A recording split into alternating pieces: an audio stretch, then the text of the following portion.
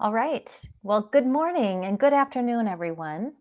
I'm Jane Bledsoe, and I am so pleased to be presenting to you today Exams, Preparation, and Remediation in a Digital World. I work for Pearson English Assessment, and primarily my role is working on the test called Pearson English International Certificate. Some of you might be familiar with the name PTE General, and we changed the name this year. And it reflects, I think, more appropriately what we're trying to do, which is get certification in the hands of international learners. But today we're not going to talk a lot about the test. Instead, we're going to start by talking about the English language learning landscape. What's going on with COVID, with online learning? What's happening there, and how can we help you? I'm going to share some research that we have been collecting over the last couple of months with teachers and with test takers. We're going to talk about what the primary concerns are among teachers and among test takers right now during COVID times. I'll talk to you briefly about what Pearson English International Certificate is, but that's not the bulk of what we're talking about today. We want to know, how are you establishing confident test takers? What are some of your strategies? And what can we learn from each other? And then what kind of preparation tools can we provide to you to make sure that you're confident as well as your test takers are confident about test day? Now, just a reminder, if you saw the description of this session, you'll know that I'm expecting you'll participate in some polls with us today. So please make sure that you have your digital devices available, your phones ready to go. And if you want to, as I'm talking and we get started here, put in slido.com, SLIDO.com. I'll give you a code in a few minutes, and that code will take you to some important polls where you can share some information with us. Let's go ahead and get started. So, according to British Council, there are 1.5 billion English language learners. That's a lot of people, and they're all around the world, and they're almost all affected in one way or another by what we've gone through with COVID this past year. As of February 2021, there were only about 50% of language schools and test centers that are open. So that means learning language, teaching language, preparing for testing, and testing are all having to adapt. And the question we have to ask ourselves is, what is the new normal? What exactly will we be doing a year from now? And how much of that will be influenced by needing to do more distance learning, digital learning as a result of COVID, but then just the way things are going to change into the future.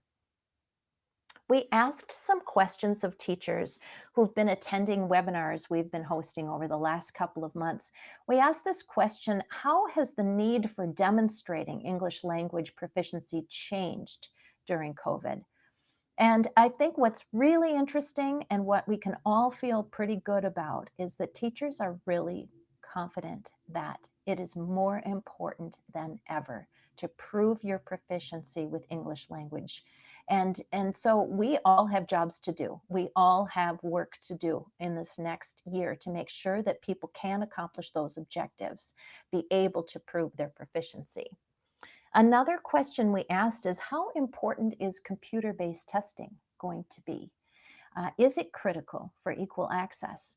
And now, again, this was just about a month or so ago that I spoke to this conference of teachers. 72% of teachers told us it was going to be very important.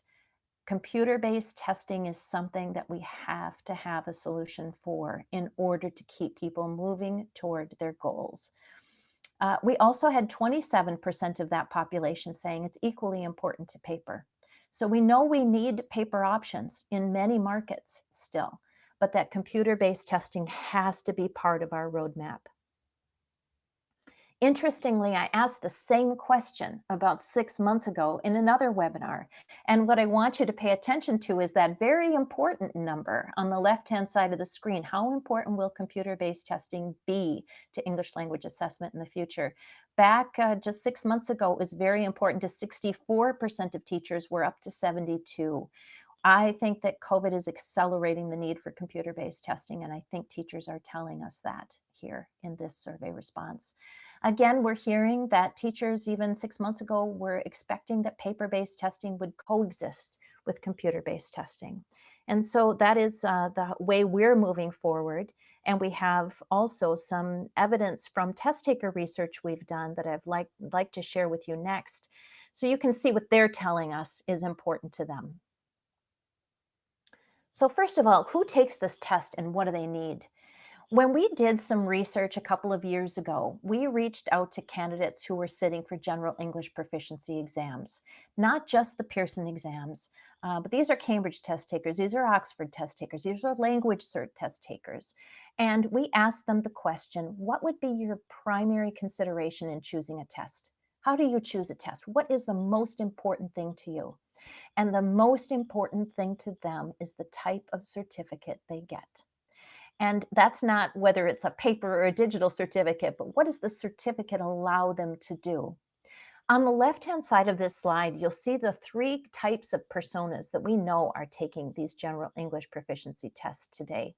And they make up who answered these questions. We've got those college, university age candidates out there who are taking a certificated test to be sure that they can get the job they want at graduation.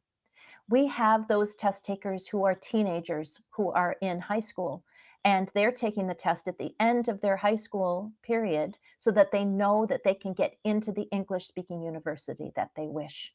And then we have these young professionals, oftentimes independently learning, and they are the ones who are looking for more career opportunities. And so these are the three profiles of learners that we're familiar with that are taking our tests today. And in addition to them wanting a certificate that allows them to get to the next step in their lives, they're also looking for flexibility. They need a specific date, a specific time, a specific location. Now, again, it's not as high a percentage of them needing those things and that flexibility as it is the certificate that they're getting, but it is still really important to them. And that's why we think it's evidence that computer-based testing is something that was important 2 years ago and continues to be important as we move into this more digital landscape. We also asked these learners, what is their primary motivation for taking an English language proficiency test? And again, back to what we saw in the prior slide, to benefit my career in general is where the bulk of these candidates are reporting. That's their motivation. And we have 5 countries represented here that were part of this survey. So you can see that they represent portions of Europe and Central and Eastern Europe, as well as South America and Mexico. So we know that we've got a broad cross-section of people who are really looking to benefit their career with this test. It's interesting to see that Poland is that's not their primary motivation in Poland, but to improve their English in general. And that's to be able to use websites when they want to that are English speaking websites. They're using this with socialization with their friends, with people that they visit with. So there's lots of reasons, but the primary reason that we're seeing in most countries is about being employable. Another question we ask test takers is, what, if anything, would you change about the process required to take this general English exam? And what's interesting to me, first of all, is the 31% number, which shows us that, test takers are relatively happy with their test taking experience. But the next most common answer for something they would change is having more time to study and prepare. And that's primarily what we're going to focus on today. What kinds of things can we do to help learners who are kind of out there on their own, who can't necessarily get to class right now? How can we help them study and prepare? A couple more quick research results from our test takers. We did ask them, how do you prepare? What are you doing now? And you can see that studying on their own was a big deal. So what are they using to study on their own? What kind of guidance are they getting around that? We've got a couple tools we'll share with you about that today.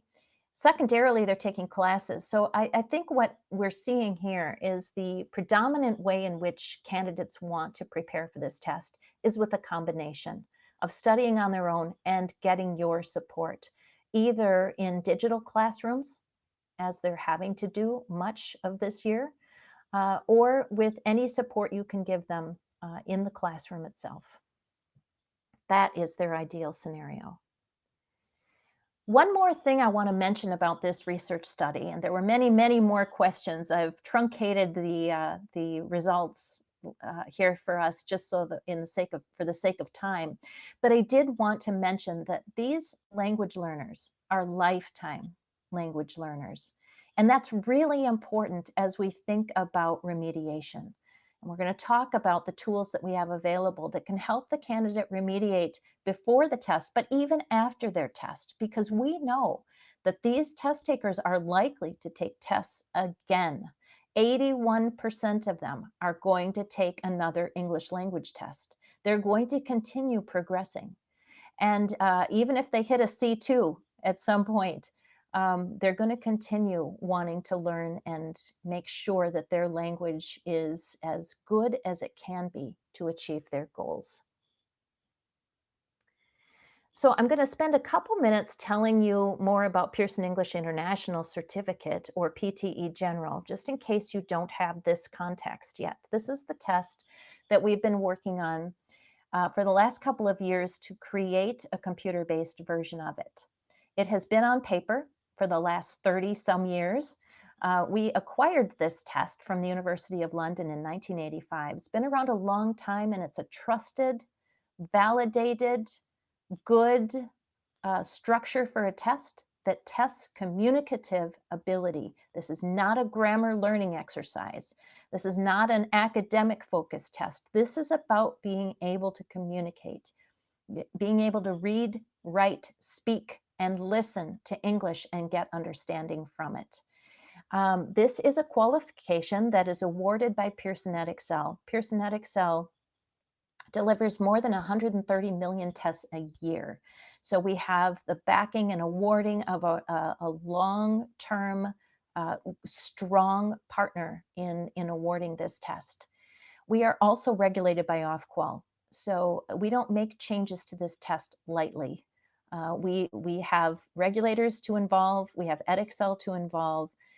This is not something that we do lightly in any time. So updating it to include a computer-based test has taken really a lot of guidance from our great EdXL partners as well as Ofqual. Today we have 7, or this year 8, paper-based test sessions per year. But going forward, the computer-based test will be on demand, and candidates will be able to take it anywhere. They can take it from home with an online proctor. We'll talk a little bit more about that in a few minutes. But this is a test that is really comparable to Cambridge and Oxford in terms of its Ofqual regulation. It's internationally recognized and has the backing, or strong backing, of our EdXL partners. We're going to talk a little bit today about what the detailed score report from the computer-based test will allow candidates to do to remediate and revise as they move forward. But just a couple other things about the computer-based test I want to mention. Again, on-demand test scheduling. Candidates will be able to take this test anytime during the year, and they will be able to take it from home. And we think that that will be so good in this era that we're living through, because they haven't had as much access as they've perhaps needed to take this test. This will be a secure test, though. We believe this has high stakes consequences for candidates who are trying to get into universities, who are trying to get better jobs. So an ID is required. There is going to be security involved in this. Whether they're at home or they're in a test center, they will be required to verify their identity. And the comprehensive reporting is what I want to spend some time talking about next, because we think this is quite important to help the test taker beyond test day. So here is an example of a computer-based test score report.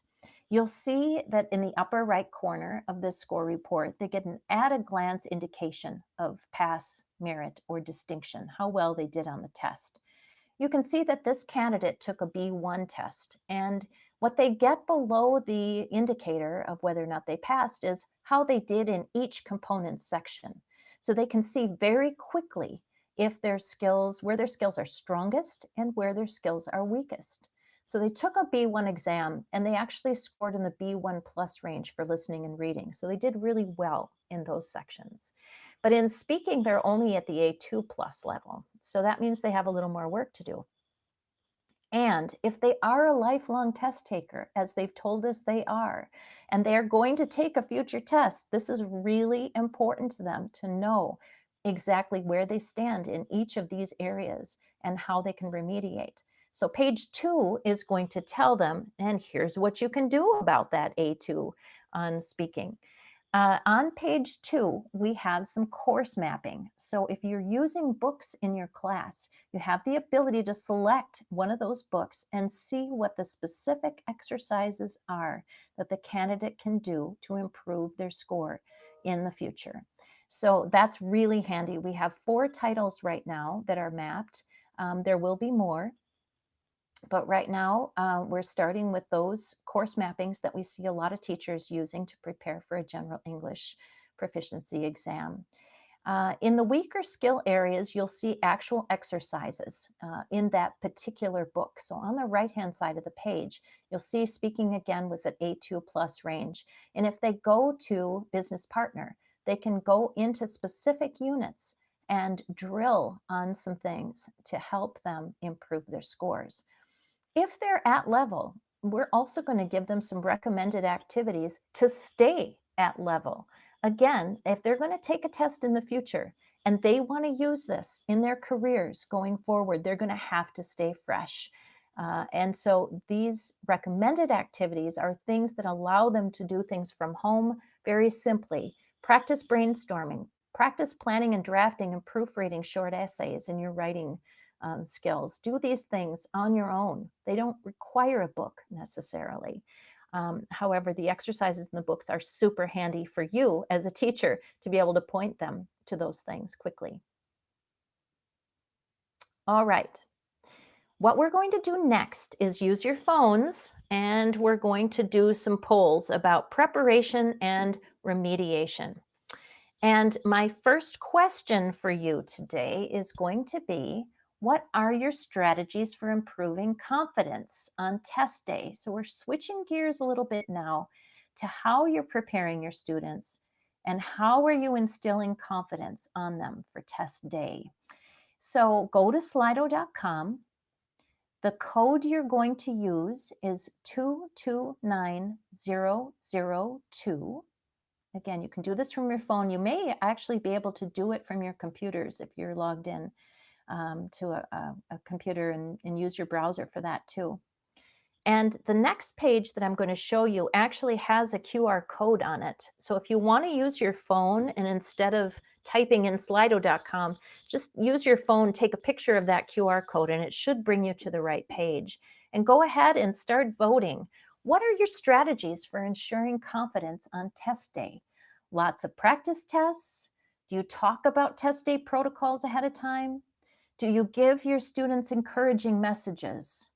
Do you do some peer coaching and set up students to help one another? You're able to vote for more than one answer here. So we're just interested to see what combination of things you're doing. There is an other category. So I want you to be thinking about, if none of these are on your list, but you're doing something else, the next poll that we have available for you, you'll actually get to be able to share some of those confidence building strategies with us. So we're going to give this just a couple more seconds, but lots of practice tests. I think that's really a lot of what we're seeing from the teachers we've been working with. They're asking us for more practice tests all the time. So we have some good practice things that we're going to be sharing with you today that help you prepare your students for our Pearson English exams. Talk about test day protocols, also important. Encouraging messages. About 44% of you saying, you've got this, doing great, keep going, we know you can do it. All those great messages from teachers really help quite a lot. We can see that there is another category, so we're going to get a chance to hear from you on what some of those other elements are in just a minute. But I think lots of practice tests appears to be the winner and combinations of these things together. So thank you so much for those votes. We'll move on to the next poll question. Now this will be on the same page with the other poll that you just did, but the new question should be up. In a few words, what are some other confidence building activities you can do with students that you're doing today? I saw there was a small percentage of you that said other. So let's hear from you about what some of those other things are that you're doing to build confidence with your candidates. We know that this has been a particularly difficult time this year with not being able to be in the classroom and do all of the things that perhaps you've done in the past. And so I'm already seeing some great ideas popping up here, group project presentations. That's really interesting and would love to learn more about how you're doing that. Is it via Zoom? How are you doing that digitally? Students making their own tests, very interesting idea. Cheering them up before they take the test. Review with polls, absolutely. Encourage them to go. Review all their topics on grammars, vocabulary, reading, and conversation. Revising. Timed mock tests, great idea. Giving feedback. Sharing previous student success stories, that's a great one. So lots of opportunities here to have them reflect, particularly as they're doing more and more from home on their own. Get them to reflect on what works for them. Give them compliments and feedback, timed activities. These are great. And what we can do after this session is provide you with all of these great confidence building activities as a handout so that you can see what your colleagues on this call have actually shared with us. This is terrific. Thank you so much. That's really useful. All right, we have one more poll question and we're going to switch gears a little bit. We've been talking about how you build confidence with your students for their own confidence in testing. But I have a question for you now as teachers. How confident are you in your students' ability to pass a general English proficiency exam since COVID? Has this changed for you during the past year? Or are you very confident that your students are still on track? Are you somewhat confident there's been so many fewer hours of preparation, but still seeing some progress? Maybe you're not sure because you haven't had class lately and tests are postponed. Are you lacking some confidence at this point because distance learning has been such a challenge? So let's see where your confidence is as teachers.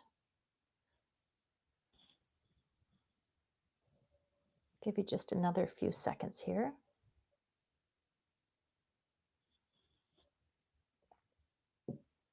Somewhat confident, good. Combination of somewhat confident and very confident, we still have, most of you in a confident range, and that's really great to hear, really great to hear. Because if you're confident, so are your students. We know that that is really important. If you share that you're confident in their skills, they'll feel confident too. So this is a really good thing to see. Thank you again, everyone, for participating in the polls and letting us know just where your confidence level is at today. All right, knowing that there's some confidence, let's move on and talk about how there can be some more confidence. We have a couple of practice tools and remediation tools that we want to talk to you about today.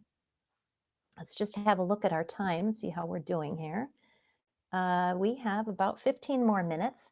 And what I'll be running through with you is our practice app first. This is something that we launched this past year, August of 2020.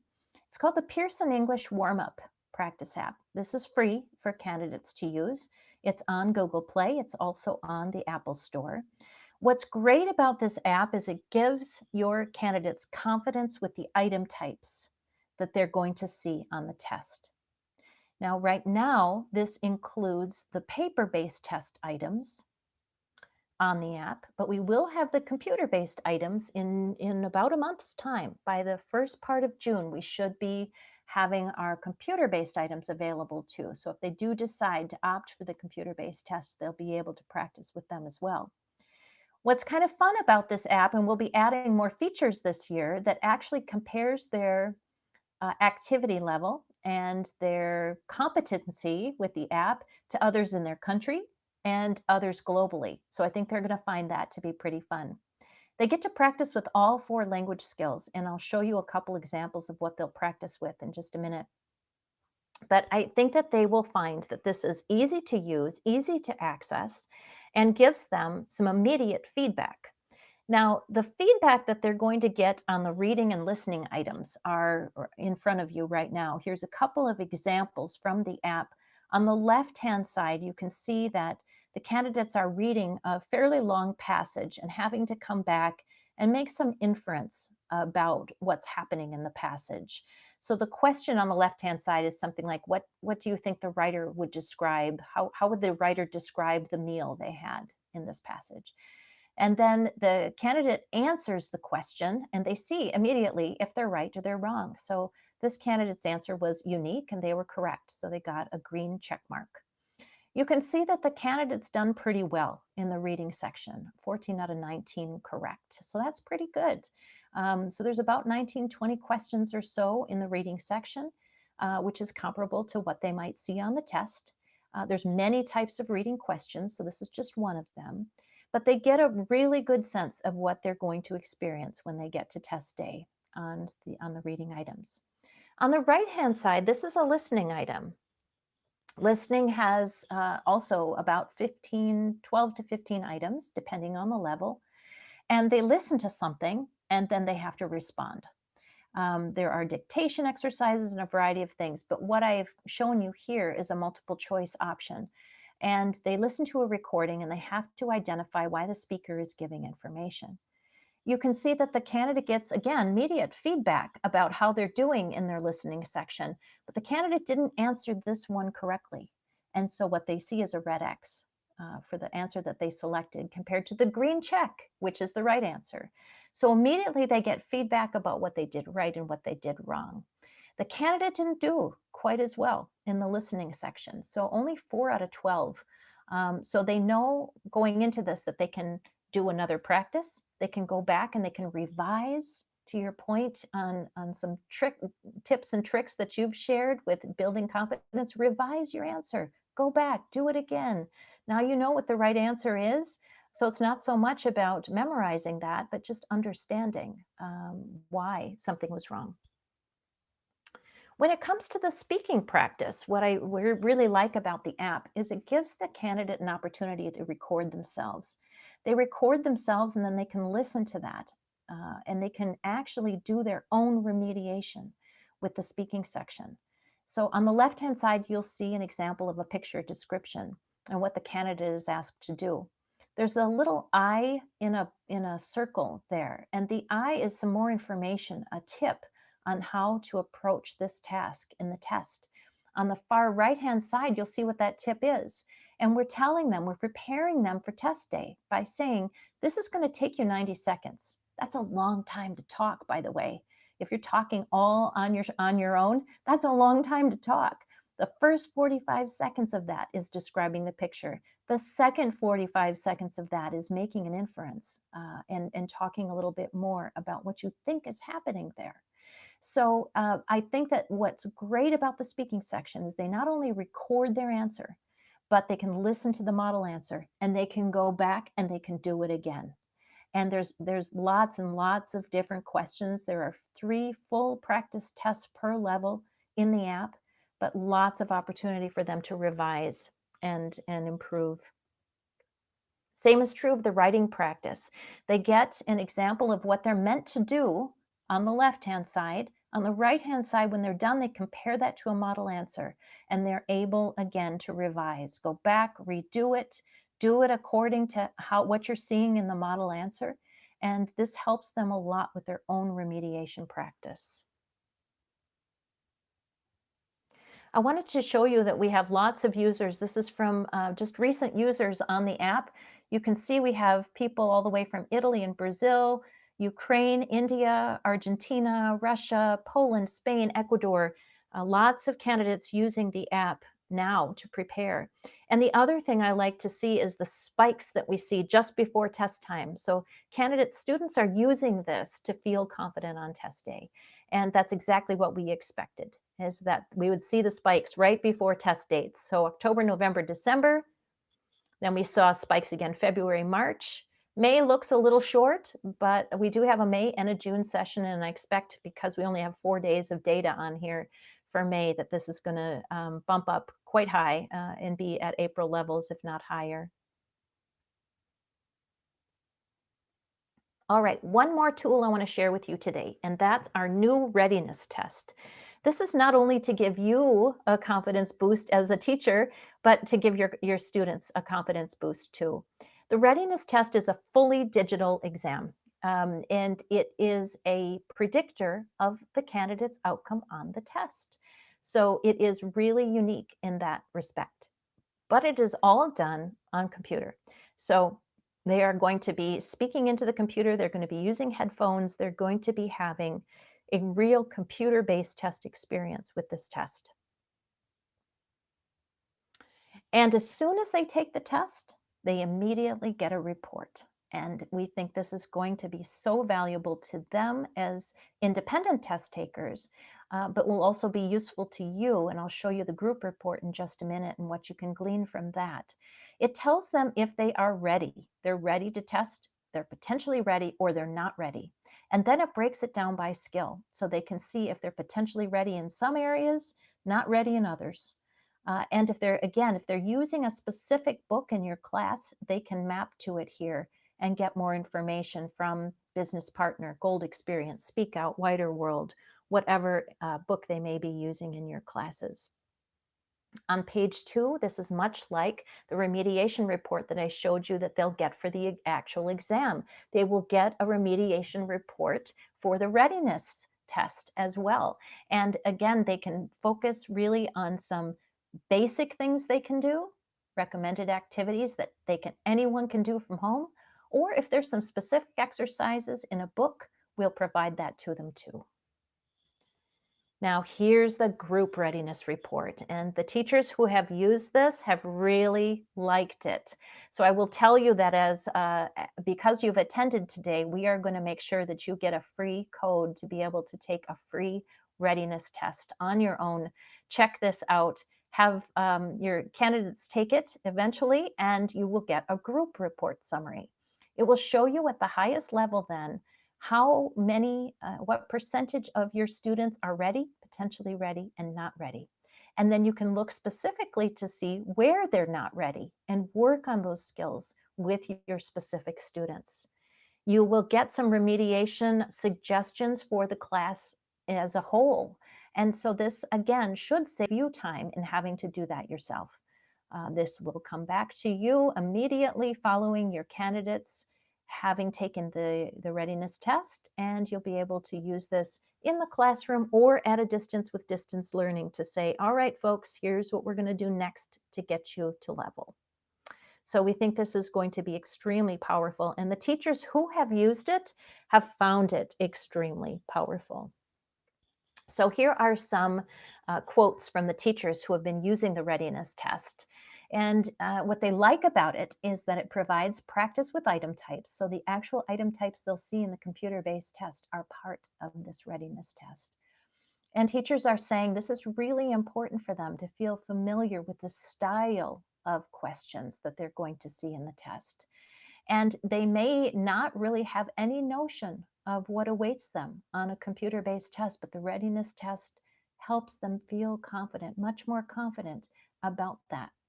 It provides practice with testing protocol. Some of you said that you reduce anxiety for your students by telling them, here's what you can expect on test day.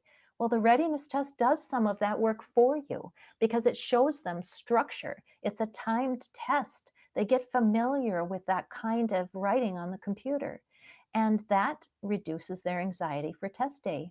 And finally, it does engage with the learners who are studying from home. They have greater engagement in their studies if they know what they're preparing for. And so all of these things, the readiness test can help you with. So before we close out today, and I'll take some questions, I did want to just share a really nice quote that I think sums up what we've been trying to do today. Your influence as teachers goes well beyond the classroom into a student's future. And this author from the Philippines sums it up very well. The influence of teachers extends beyond the classroom, well into the future. So no matter where you are in the world today, no matter how much time you've spent in the classroom, your work matters. The things that you are doing with candidates today will influence the rest of their lives. So keep doing what you're doing.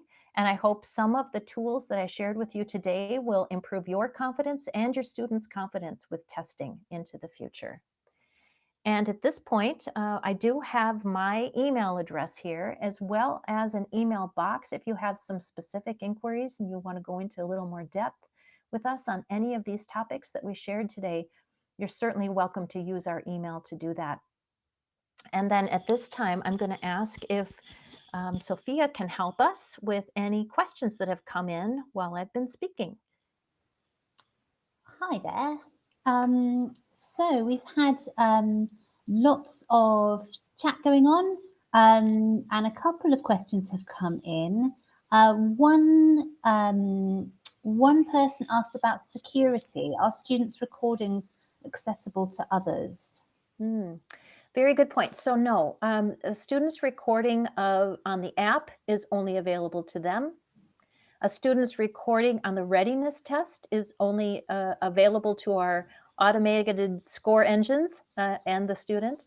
And they don't have access to that after they take a test. So the actual exam, of course, they wouldn't have access to that in the future because that would give away proprietary content.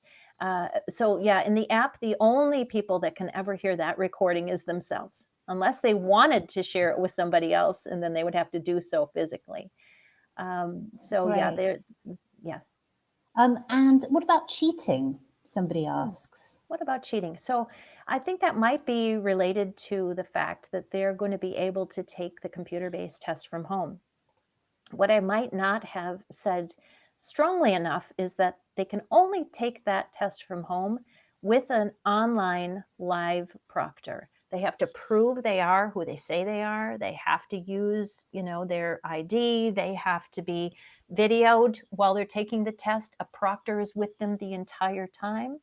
And if there is any form of cheating going on, the test is shut down and the scores are revoked. So there is constant observation, whether that candidate is in a test center or at home. And so that would they would be able to pick up on if the student was using a cell phone, for example. Absolutely, yeah. And they wouldn't be able to use anything else on their desktop either, because that everything is locked down on the desktop other than the test itself. So there will be plenty of security built into this so that there shouldn't be cheating. Great. Somebody's asked, are these prep tools usable with young learners, the prep tools that you mentioned? Well, it depends on how young. I mean, certainly the app itself, I think, might be something a young learner who's maybe in their teens would use. The questions and the content is, really geared toward the teen and adult audience. So I would say if they're 7-year-olds, probably not going to work for them. If they're 11 or 12, sure, absolutely. I think that they could use that app and have the reading skills and things that they need in order to digest it and understand it and respond appropriately. Great. Someone's asked about the app. Does it use AI? How does it work? There isn't any AI built into the app. I mentioned with the reading and the listening, you get automatic results, and those automatic results are programmed into the app. It's not really artificial intelligence, though. It is just, there's a series of right and wrong answers for reading and listening. When it comes to speaking and writing, this is where the candidate actually does their own remediation. So they can record themselves and they can listen to a model answer. They can write and they can see a model answer written. And they're doing then the revision themselves, the remediation themselves, by going into that and paying attention to what it should sound like, what the written context should be, and then revising appropriately. Brilliant.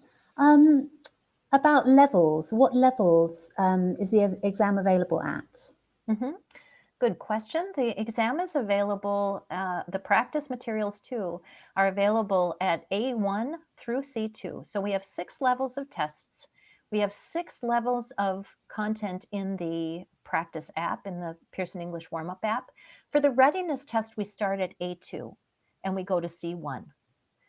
So we will probably be adding as needed for the C2 levels and A1 if needed, but so far that hasn't been requested very often. Okay, that's useful.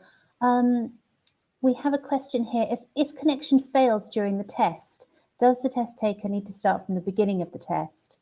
Does the time he or she loses, is that included in the time limit? Yeah, I think it depends on how long the internet connection is down for. One thing I'll mention about computer-based testing from home is there is a system check that happens before the exam is even sat. And that system check tells our people, at the proctors, if they have the bandwidth they need, if they have the connection that they need. And if that's suitable for the testing environment. And if it isn't, then they won't be allowed to take that test from home. If there is an interruption of something of some kind that just isn't expected, then it will depend on how long that interruption goes if they have to resit the entire exam.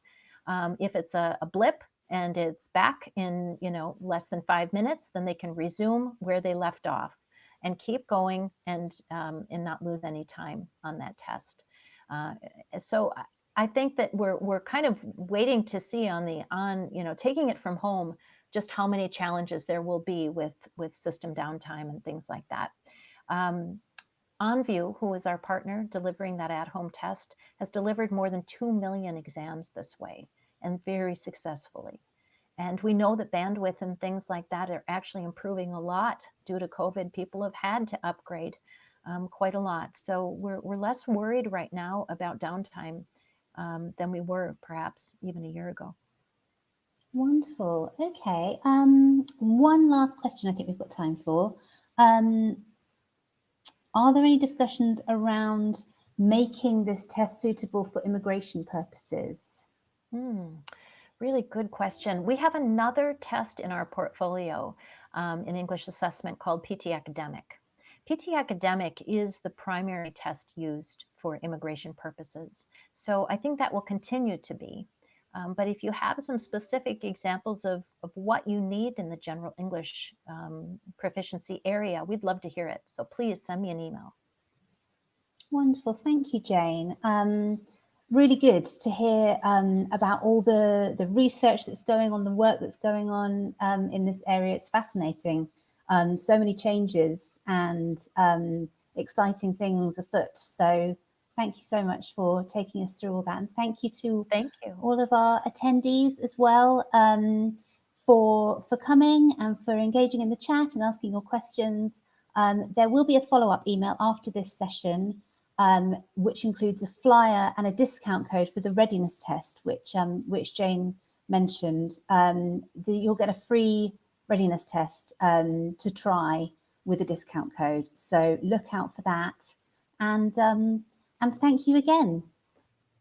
Thank you. Thanks, everyone. Have a good day. Bye. Bye now.